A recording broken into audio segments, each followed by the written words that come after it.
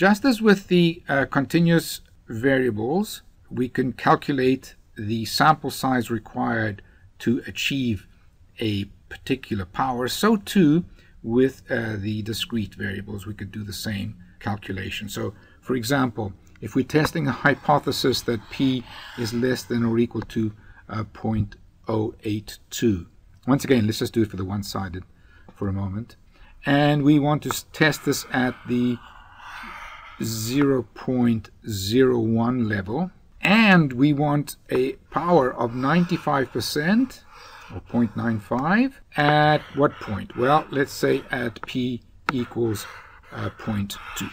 So just like the continuous variable, we need these four quantities: what the null hypothesis is, what level you're testing that at, and what is the alternative where you require particular power.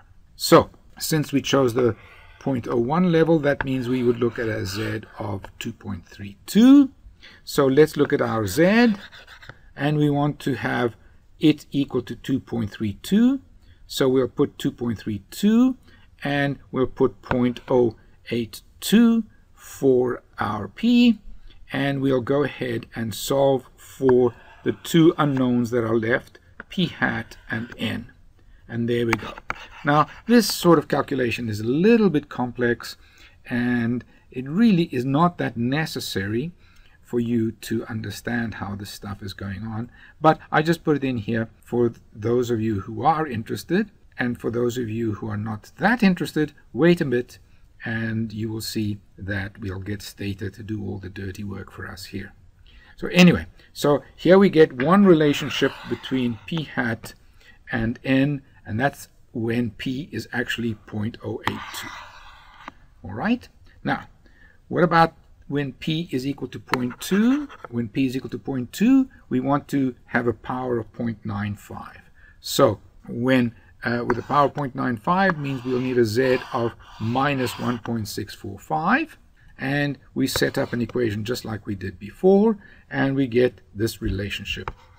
This we have from before, so now solve these two equations for N, and what do we get? We get that N is 120.4, which we would round off to 121. So we would need a sample of size 121 to be 95% sure of rejecting the null hypothesis when we should, when in fact P is 0.2. All the while testing this null hypothesis at the alpha of 0.01 level. Let's see if we can get this any more easily, and the answer is yes. There is a function called SAMC, sample size. We tell it 0.082 and 0.2 with our alpha 0.01 with power 0.95, one sample, one-sided, and it comes back with 121. So it agrees with what we did. How do you get this? Well, you can either just type it in like this, or you can choose it from your pull-down menus. So here we go.